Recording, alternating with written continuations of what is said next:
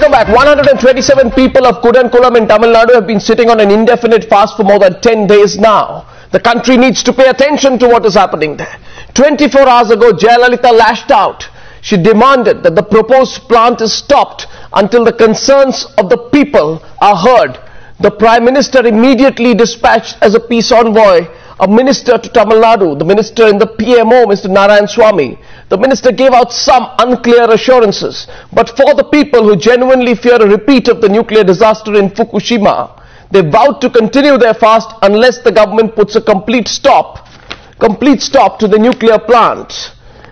As soon as we put out pictures here on Times Now of the anti-nuclear fast in Tamil Nadu, the entire protest has also gone viral. I'd like to mention from Gujarat to Haryana, even Andhra Pradesh, people fighting against different nuclear plants, fighting for the right to live without fear, came out on the streets, determined to make their voice reach all the way to the center.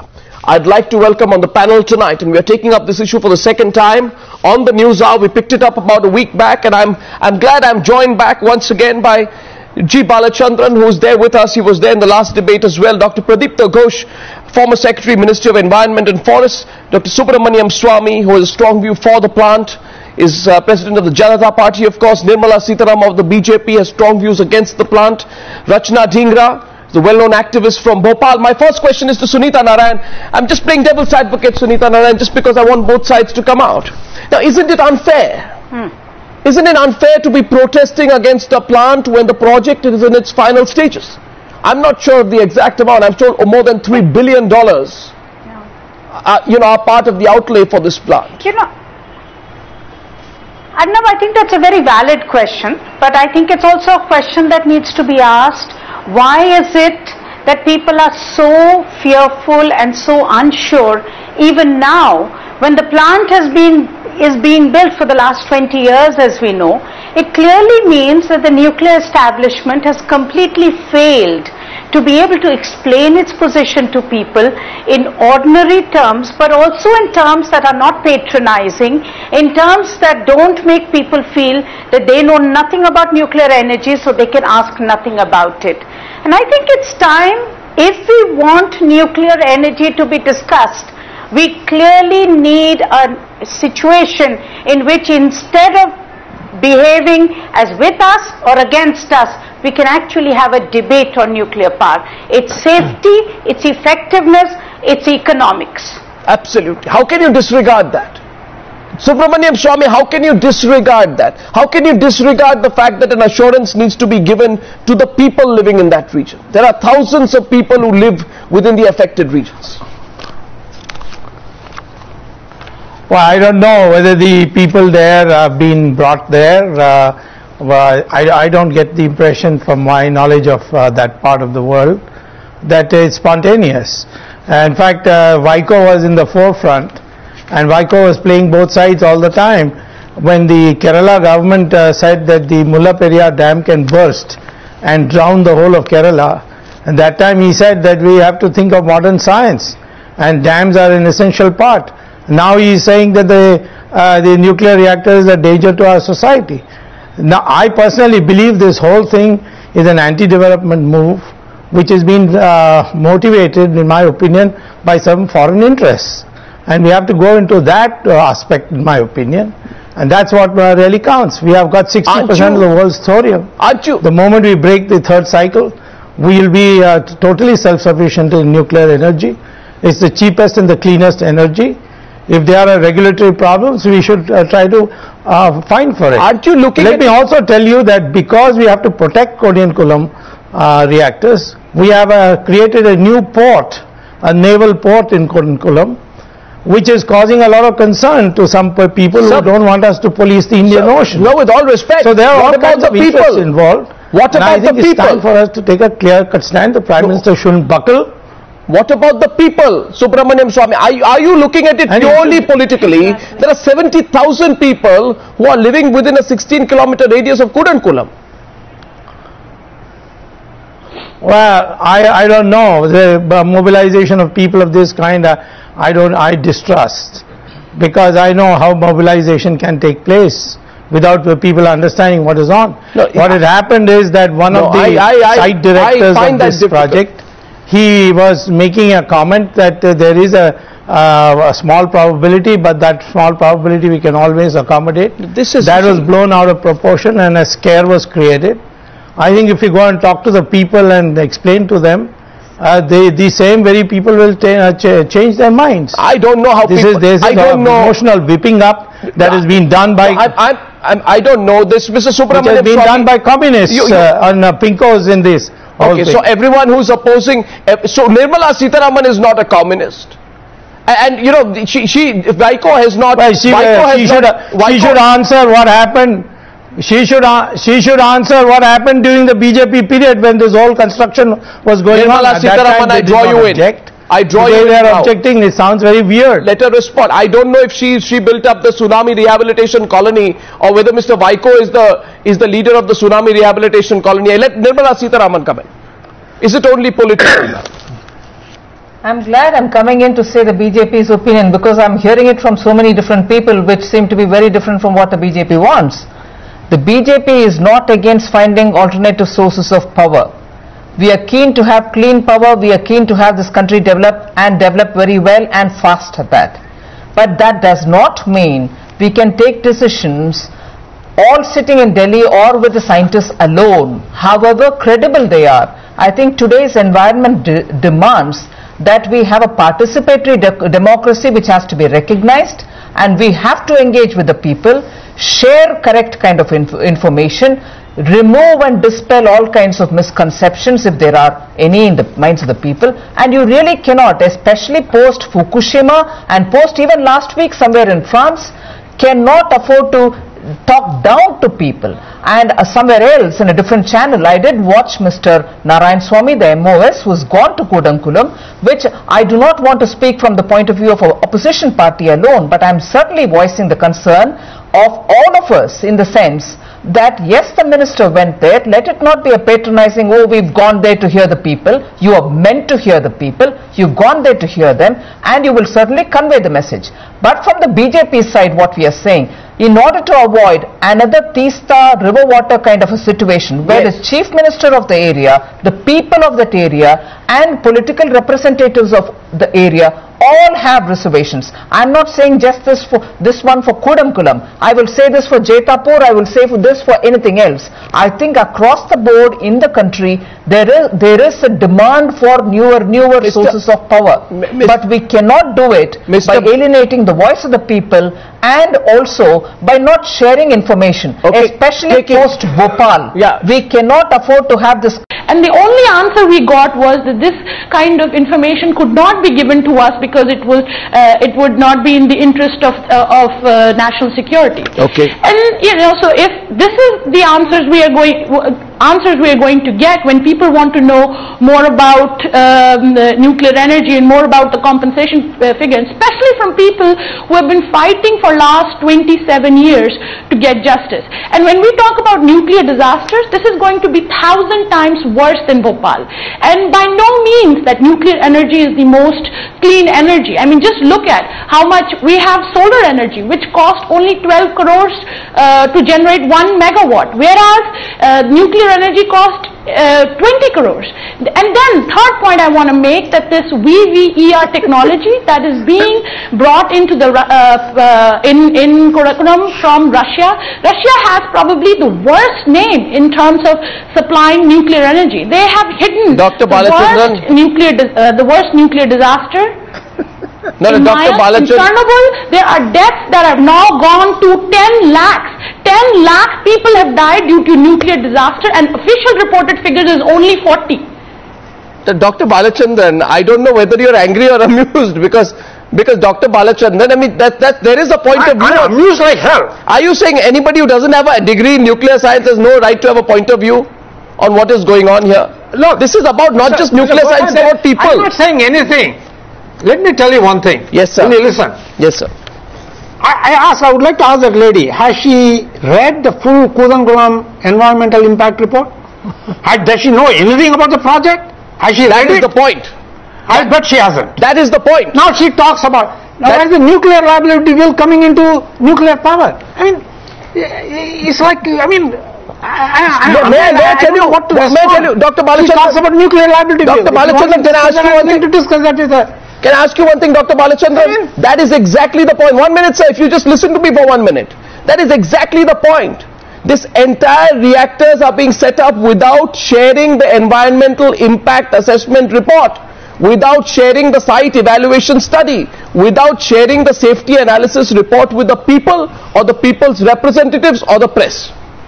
Now you can argue, Dr. Balachandran, the people don't have a right to it. Who's asked for it? Wait.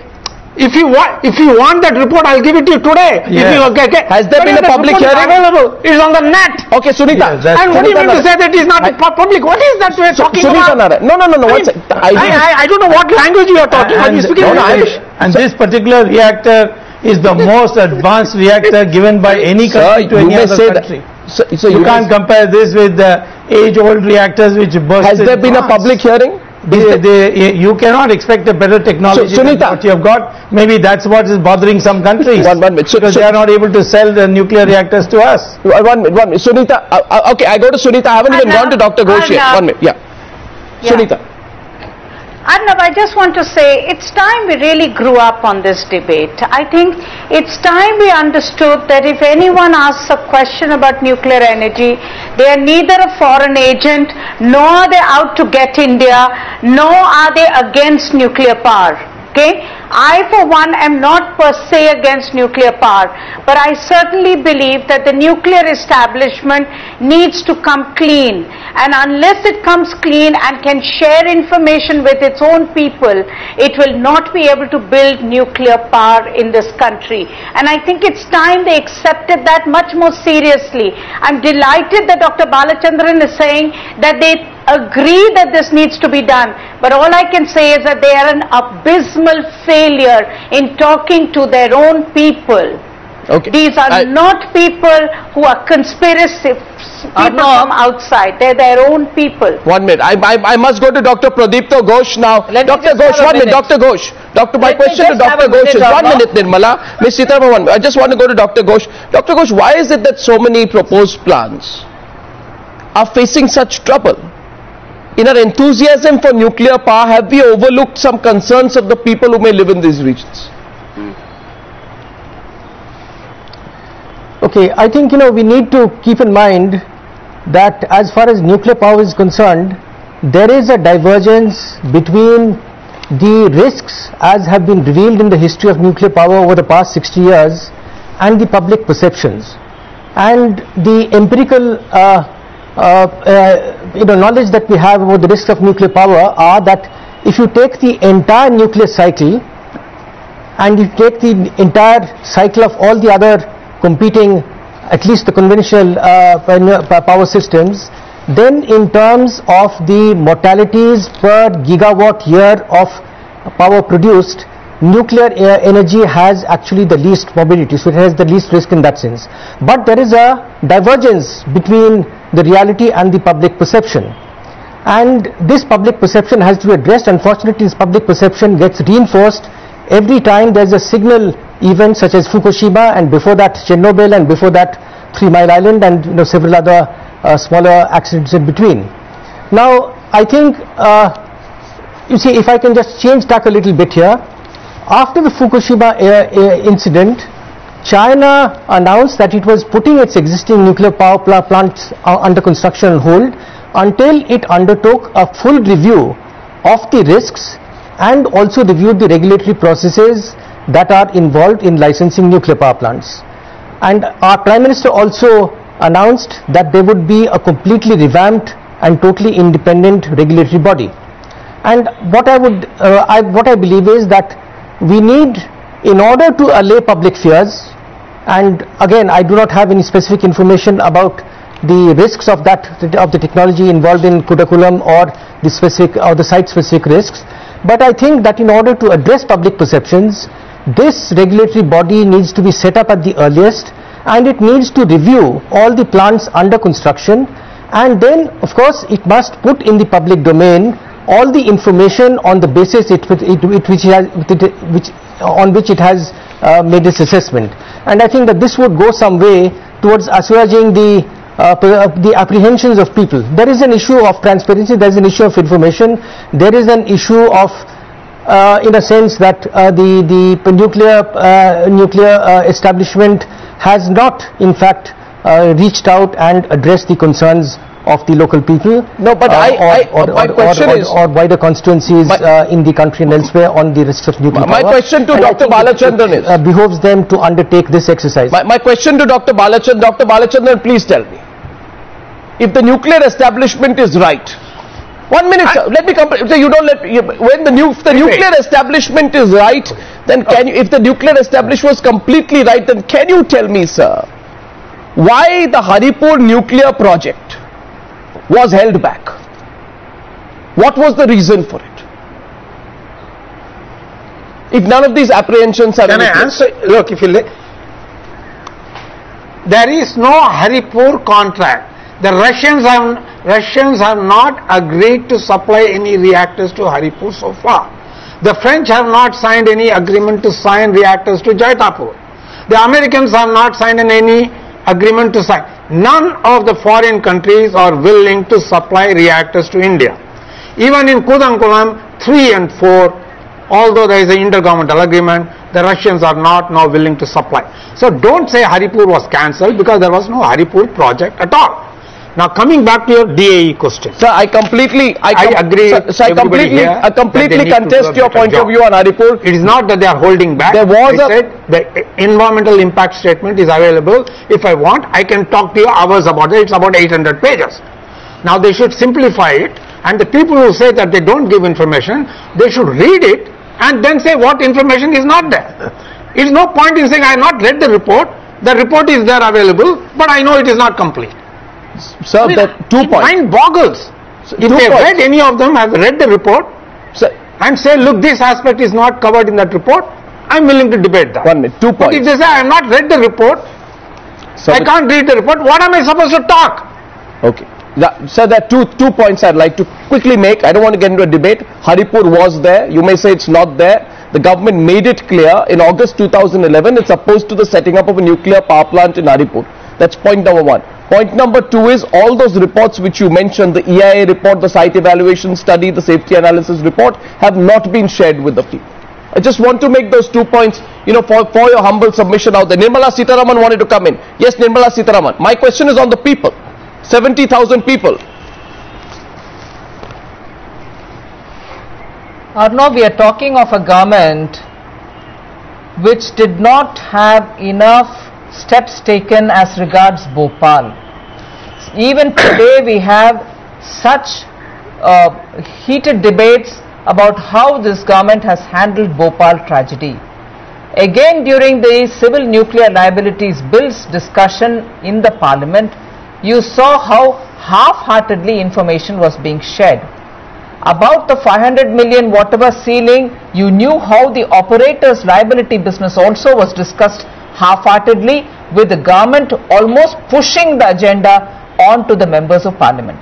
If this is the way members of parliament are being treated, experts even after 20 years are being treated as regards Bhopal, people have justification to suspect that things are happening bypassing their concerns. Why the hurry? Therefore, I don't expect, I can understand the scientists who are on the panel being very frustrated about technical information not being shared with the people. But I think at some stage, the political leadership will have to do that interfaces job, which they are not doing. I understand there's a lot of work done by the scientists who have put it all in the website, but the people who are sitting there are not going to be sitting and reading the websites. It's for the political leadership which is going to translate this into action, which has to reach out to the people, take them on board, and then explain the necessity and go forward. No, my question is, what's the great hurry?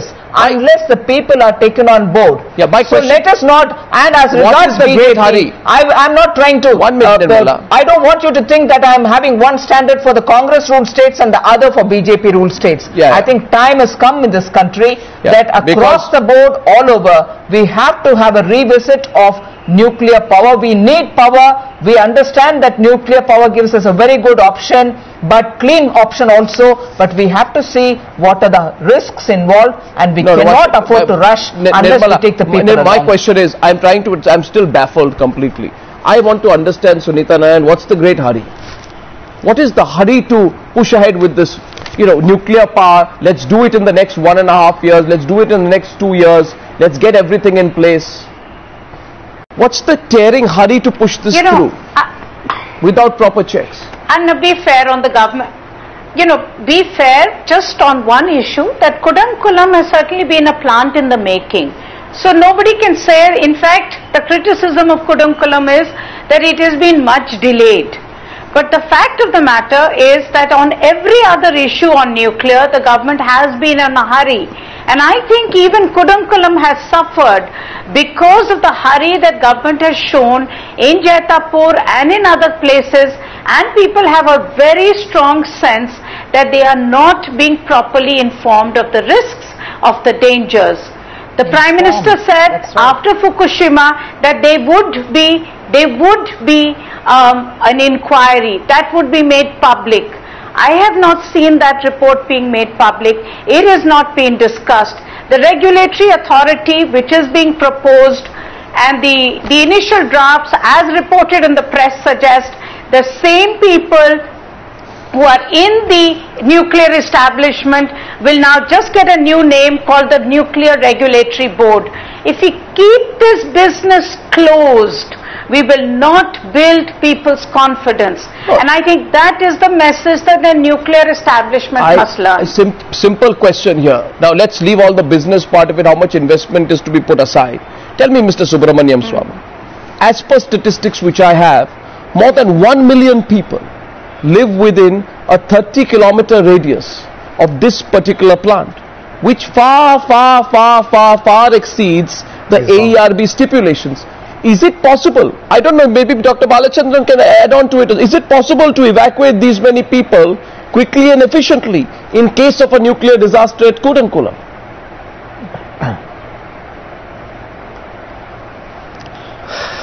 You are wrong in saying 1 million people live within 30 kilometers. 30-kilometer radius. Now you are wrong. If you want to discuss that with facts and figures, I am willing to do that. But if you want to throw numbers at me, I can throw equally other numbers at you. So I am as good at numbers as you are. Sir, please choose your. Sir, I have checked the numbers. There is not 1 million people within 30 kilometers of Kudankulam. Okay, let's reduce. I do not know where you got that figure. Let me tell you then. 2011 census figure does not show that. 1 minute. I don't know. You make up your own figures and you will come out and gab it on the TV. Okay, then let me tell you. Let me rephrase it. Because I don't add any, I don't add any less significance to 1 person dying or 1 million dying. Here the question is, there are at least 3 large settlements. Subramanian Swamy, you can take that as well. In the 5-kilometer zone, Kudankulam population 20,000.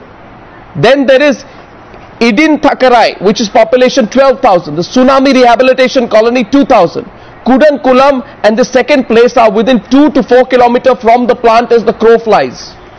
These are actual numbers of people who will be affected. What do you mean by affected? It says you are assuming that this is the only project, nuclear projects are the only ones which have any risk of explosion. But there is a risk. There are people who are saying that Terry Dam can burst any day and Delhi will be flooded. No, so there are the Keralites who say that Mulla Periyar can flood the whole of Kerala.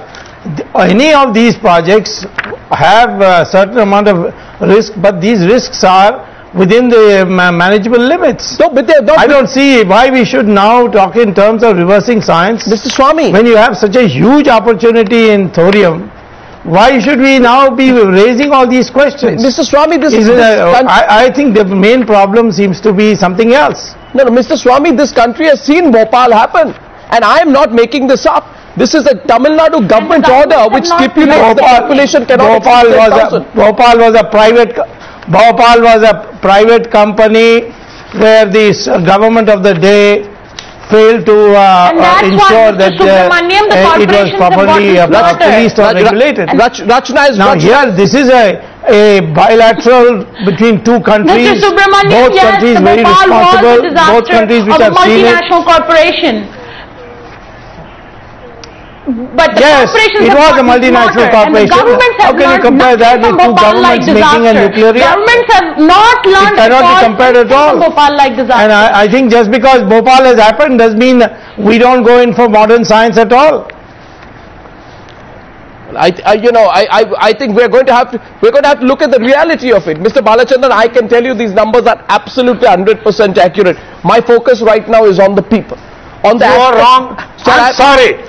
The figures that I got, census figures I got, is different from yours. Yeah. So please, if you want to discuss it, you bring your figures, I'll bring my figures. 70,000 people within 16 kilometers. 70,000. What the hell are you talking about? 5 kilometers, 20,000.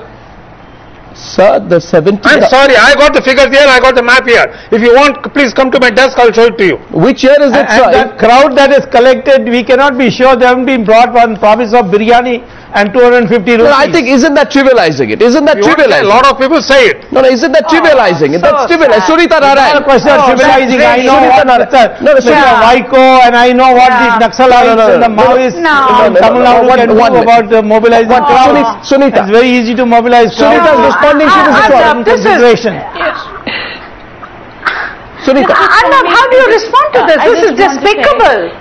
This is just despicable. I mean, the fact of the matter is, there are people there, whether they know, whether they are right or wrong, Mr. Swamy, let's stop calling each other names and stop finger pointing. Well, you started it by calling it despicable. There are people there, they are concerned. You who started calling names. I can equal you on that.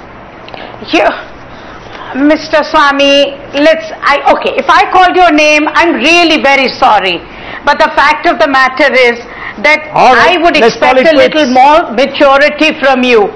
I would expect a little more maturity from you. I would expect you to understand the fact that here are people, however they're right or they're wrong, they need to be spoken to, they need to be understood, their concerns need to be understood, and they need to be, and if the nuclear establishment is indeed right, then it will have the ability to explain to its own people. And the fact is that is the weakness that we are seeing here. There has been too much national security, there has been too much cloak and dagger on nuclear issue. Well, I can only say this, that after Fukushima, China, Germany, Switzerland, Israel, Malaysia, Thailand, even the Philippines, they all reviewed their nuclear power programs. And therefore there needs to be we need to look at this debate. It can't be rushed through. But I want to go back. There has been a review. Mr. Arnab Goswami, there has been a review. You have not seen the review. Where's the review? Where's the review, sir, on paper? Yes, so where is the review? Where is the review? It is in the Department of Economy. The Prime Minister himself has ordered a review after the Japanese explosion. Where are the fruits of that review?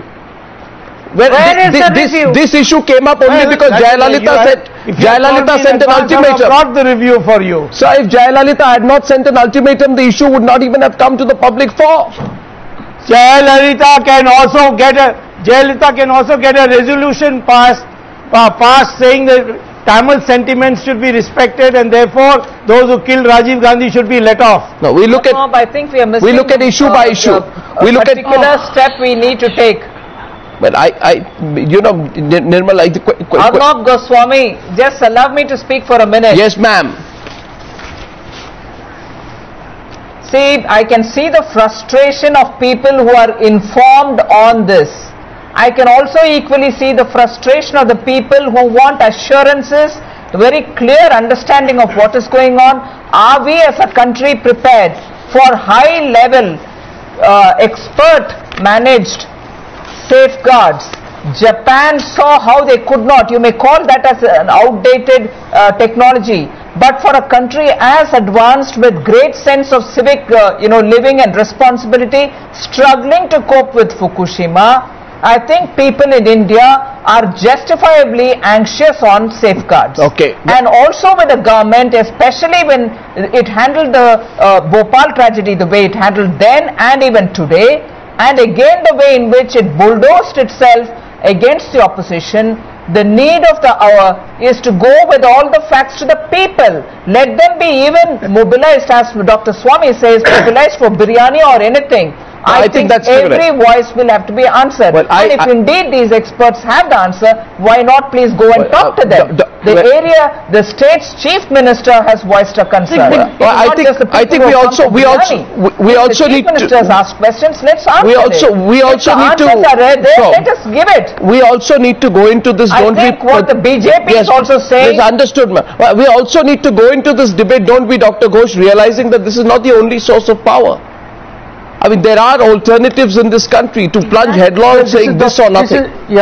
This is certainly not the only source of power, and you know, in our system, in our energy strategy, we cannot actually put all our eggs in one basket. True. There has to be a diversity of of power sources that we need to implement in order to secure our energy security.